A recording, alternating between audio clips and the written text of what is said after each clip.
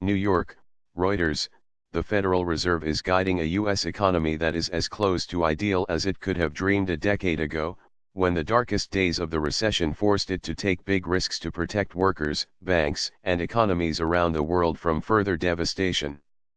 After 9 years of steady if uneven recovery, the United States is now growing at a pace topping 4%, unemployment is as low as it has been this century, and inflation has safely edged up toward an official target. While a few items remain on the U.S. Central Bank a Euro trademark's wish list, such as bigger gains in wages and productivity, the main goals of stable prices and full employment are effectively met.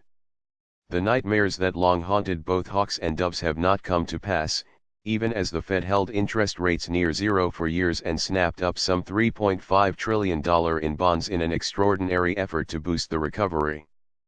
Prices did not spike in response to the immense monetary stimulus, nor has the job market cooled since 2015 when the Fed began tightening policy. The rate hike on Wednesday was the seventh in this cycle and effectively marked a shift to a neutral stance in which the policy rate matches inflation at just under 2%, leaving zero a euro accommodation. A euro Fed deserves tremendous credit for steering the economy to calmer waters, supporting what is likely to be the longest expansion in U.S. history while meeting inflation and employment objectives. A euro, said Stephen Gallagher, chief U.S. economist at Societe Generale.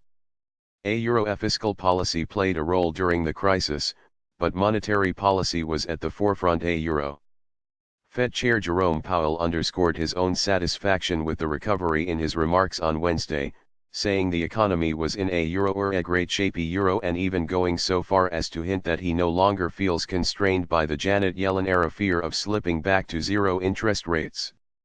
I think we are far enough away now though that the risks are kind of balanced. He said. I think a euro trademark's more just. We are just looking at the economy and what does it need and how do we sustain the expansion, keep the labor market strong and try to keep inflation near 2%.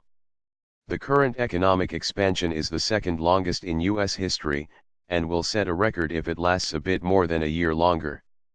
At least on the immediate horizon, little appears to stand in the way, given the government a euro trademark's $1.8 trillion in combined tax cuts and planned spending. It is not until the stimulus starts to fade in late 2019 to mid-2020 that a recession is likely, according to half of the respondents to a National Association of Business Economics survey. Fed Governor Lael Brainerd, among the most dovish policymakers least anxious to tighten, said on May 31 a euro sizable fiscal stimulus that is in train is likely to provide a tailwind to growth in the second half of the year and beyond. To be sure, the Fed is not inclined to hike rates any more than gradually after years of mostly over-optimistic predictions for inflation and economic growth, and disappointing wage gains of around 2.5% annually. Another reason for caution is the White House euro trademark's threats of more tariffs, including on its closest allies, raising questions over how international trade will affect growth. But for now, the Atlanta Fed estimates the U.S. economy is roaring at a 4.6% rate, a level it reached only twice since the recession. Economists generally expect growth to remain above 3% through year-end, while Fed policymakers raised their forecast a touch to 2.8% on Wednesday. That is a welcome step up from the roughly 2% growth averaged throughout the recovery, which was plagued by a series of crises abroad and uncertainties at home, delaying the Fed's tightening plans. Graphic here on the legacy of Fed stimulus. Job growth has consistently outperformed in recent years, driving unemployment down to 3.8% in May, the lowest reading since 2000. Unemployment soared to 10% in 2009 and some 8.5 million jobs were lost during the recession that set off a global downturn and financial crisis.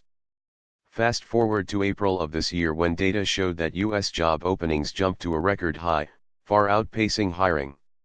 This is the most lopsided, mismatched labor market in the national euro trademark's history, said Chris Rupke, chief financial economist at MUFG Union Bank.